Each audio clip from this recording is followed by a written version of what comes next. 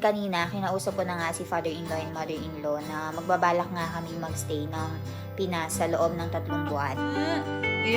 Yung bata nandito. Lalaruin ko muna yung bata. May biyekla, may tayo ni Iklay. Oo. Nagam.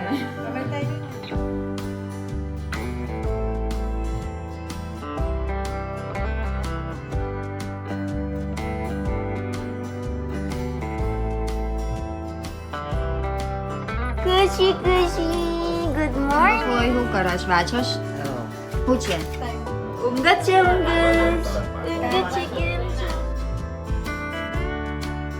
Barbari ke kevrite undiyo.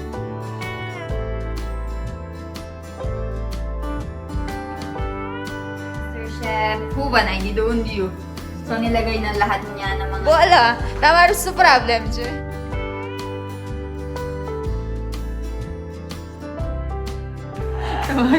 She don't want to give me chance. Pause tama. Takigya na yun.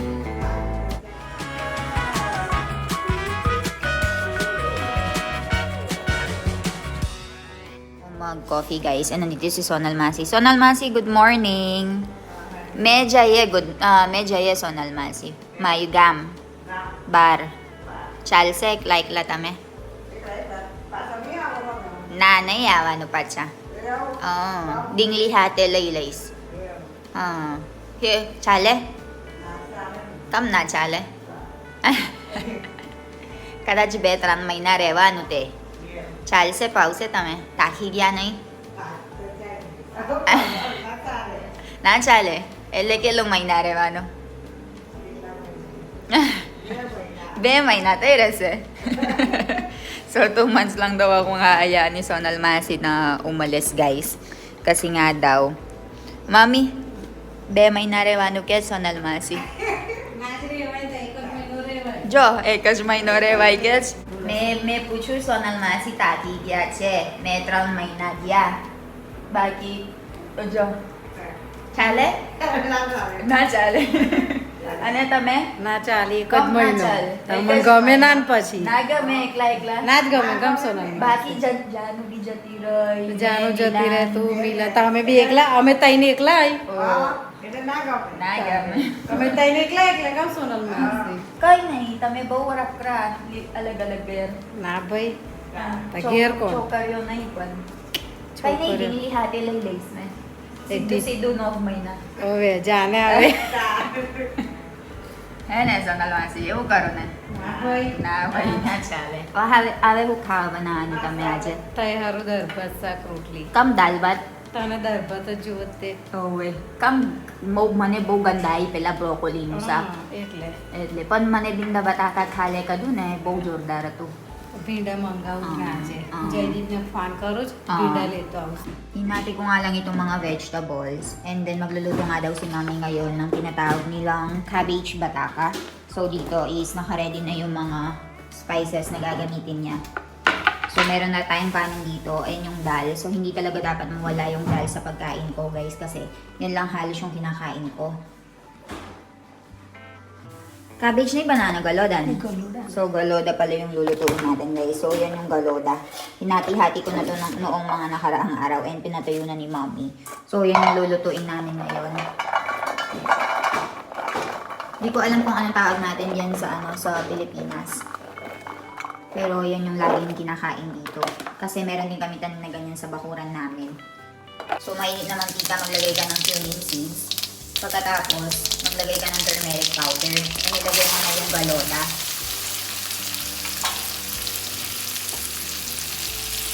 Lagay mo na rin yung patatas. And pagkatapos nun, maglagay ka ng asin. So, ganyan yung way ng pagluluto nila dito araw-araw, guys.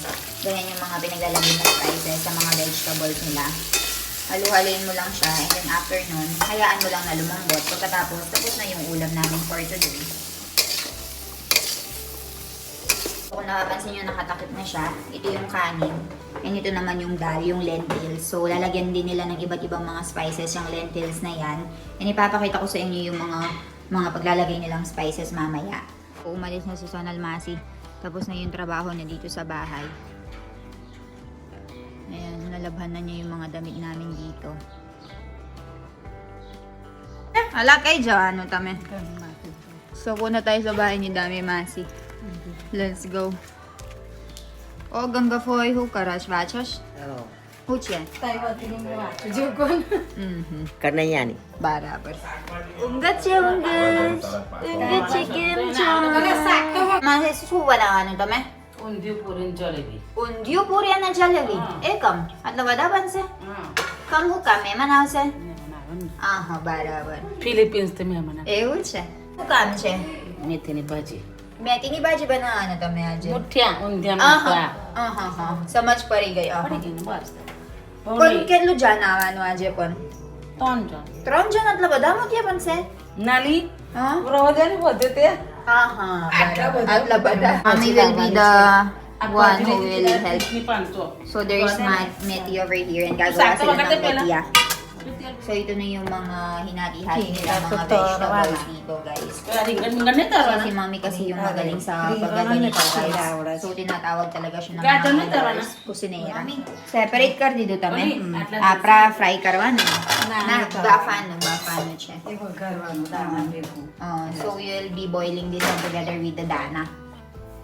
And this one, ipa-fry natin itong mga to. At moto sa marano na eh. यानी आदू मटन बस Nachale sa marano. Atlut sama nila. Moto. Auto जोर से बना दो Ew. Juice. So ayun yung mga Dama siya dana. tuwiro na. So, prepare na ni Mami lahat ng mga ingredients and then Mami will be cooking it. O, ganga fay kabarbari kay kevrite undiyo. Undiyo? Abre? Kevrite banse? Kira, sakkaria, bataka, Bau badu jowe. Tak baji. પછી કે Bataka? ટામેટા, Bataka na isa mari dua. બટાકા હોવું જોઈએ, बड़ा का तोरवा ना बस होगा दे बस तोरन तो sama dah આલ પાપડી, So, Mami is already boiling the banana and other ingredients, other vegetables. Tuwiro one set. पर बहुत बोने ही बना नाटू बना So, ayan, habang pinapainit ni Mami itong Ado mantika, machalay. naglagay niya si Mami dito ng cumin seeds. तो जल्दी कम कर लो Cumin seeds na may kasama garlic saka ate. Lalagay na natin ito ng garlic. Torwa ना मिला मतलब आंटी मोटा मोटा Honey. टमाटर तोरवा ना Sana ka man. And then we'll be putting water, guys. So last time ginawa na ni Mami to. Mami, para girbansen eh wakat. So wakat. Last time Mami already cooked this and it's very long procedure. So meron turmeric powder, chili powder, and then cumin powder. Ayu kiutam mo. Iwanan ko muna sila sa pagluluto. Nailido to me? Ha? Kay na ya, badu kabar parigay already. Uy! Meron akong kasamang bidingli dito. Uy, beta! Beta! Yung bata nandito. Lalaruin ko muna yung bata and balitaan ko kay mamaya. Ay, kushi! Kushi! Good morning! Good morning! Napaka-cute oh. Master Chef. Huba na, hindi doon diyo. So, nilagay na lahat niya ng mga ingredients. And then, right over here. Tarawan na Mami. So, ito naman is ipa-fry siya. Two boys over here are very busy. What you guys are doing? Matchar. So, they're currently fixing our door because it's very, there's a lot of mosquitoes already here in the house. So, they made this. They're sticking it. So, ayun, okay na to sa kabila. The other one inside is finished. Yes. Let me go and check it. Not fully. Still have to cut. So, okay. So, merong parang garter. Anong tawag doon? Parang pang stick. And si Papa nilalagay niya. And isan to, hindi alam kung anong kakainin today. Tamar, su problem siya, Mami. Bolo. Eka, mamuro. Bolo. Bolo. Tamar, su problem siya. She don't know what to cook for everyone because no one is telling her what to cook. Tama su Jowash pon. Joa, jano na ikaw, mena ikaw, tame na ikaw. Beu chekali, lepu chilo beu. puwa bataka ba na ito yung parang. Baki, there is still ano dito guys, merong dal dito and rice pa. So yun na lang yung kakainin nila if ever. Or magluluto na lang si mami dito ng puwa bataka. So madami pa kaming mga dishes na lilinisin. And lilinisin natin yung buong ano na yan, kusina natin. Once na makapagluto na si mami para malinis bago tayo matulog. So mami finally decided to cook puwa bataka. So, meron siyang hinahati ditong mga patatas. And pagluluto niya yung dalawang lalaki dito. Naisipan ko magluto nitong cheese macaroni na to, guys. Pero, para sa akin, kalasa siya ng sopas. So, ang ginagawa ko, dinadamihan ko lang ng tubig para magkaroon siya ng sauce kahit papaano. And dadagdagan ko ng asin pagkatapos. And si mami nagluluto na dito ng puwa bataka. So, wala akong choice kung hindi kumain nito kasi plain to. Pero hindi healthy kasi packet na siya. And marami siyang masala sa loob. Pero ito lang talaga yung tinatanggap ng tiyan ko, guys. And tinatanggap ng ng mouth ko. Ito lang yung hindi ako nagsusuka talaga. Ang isa sa mga paborito kong kinakain na prutas dito is yung watermelon. Kasi ewan ko ba, hindi ako nasusuka pagdating sa watermelon and parang yung dehydration ko. And ito naman, parang sopas. It looks like sopas na Milan. And Papa is currently eating puwa bataka. Masarap siya, Papa. जोरदार Mommy, tama na ikaw. George. He? She don't want to give me cha because she want to drink the cha. I said no, I want the cha. Okay. So, bigyan na natin si Doc Milan ng pagkain niya, which is puwa bataka. Nasa taas na ako ngayon, guys, and ready na nga sa pagtulog. And kanina, kinausap ko na nga si father-in-law and mother-in-law na magbabalak nga kami magstay ng Pinas sa loob ng 3 buwan.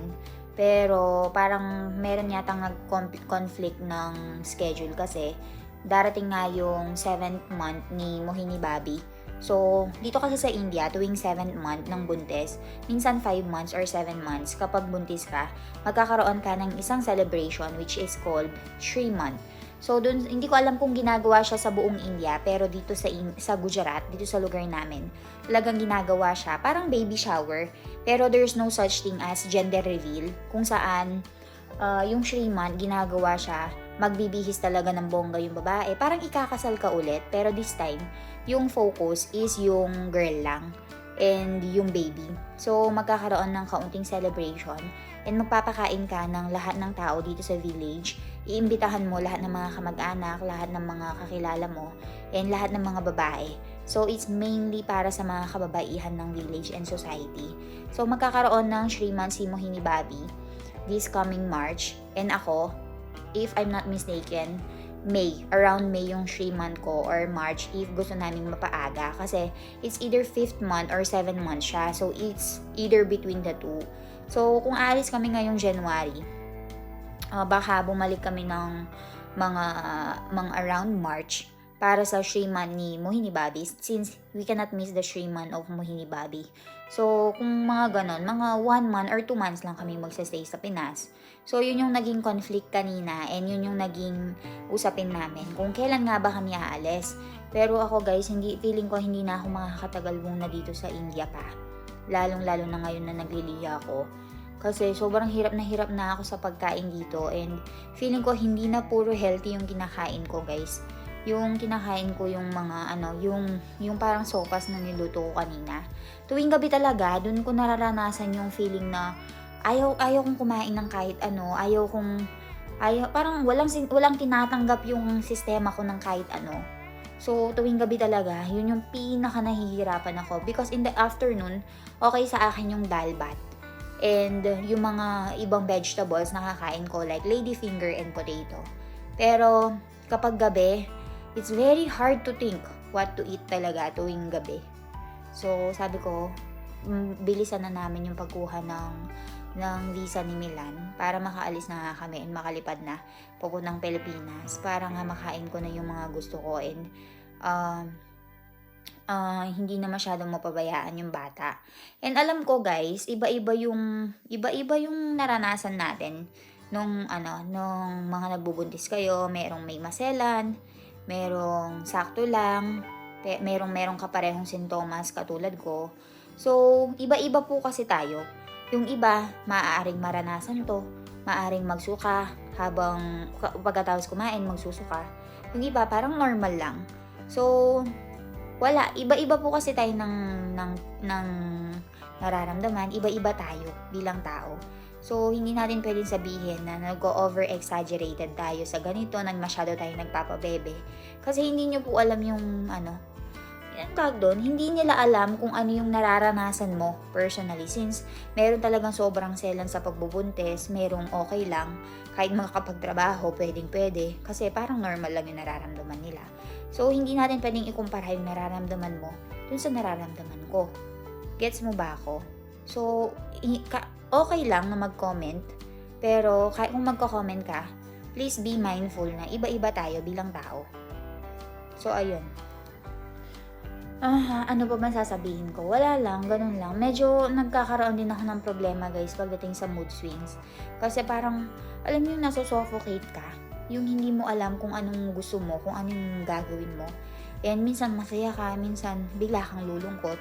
So, tinanong ko nga si Milan, very normal lang daw yon since it's called mood swings daw. Kasi ako kahit meron akong days, meron akong mens guys, hindi naman ako masyado nagmo-mood swings. Pero ngayon nabuntis ako, yung mood swings ko medyo nagpapakita. Hindi man malala, occasionally lang na magkakaroon ako ng mood swings. Yung parang ayaw kong kausapin yung mga tao dito, mananahimik lang ako sa isang tabi. So, ayun, nag-uumpisa yung ganong episodes ko ng mood swings.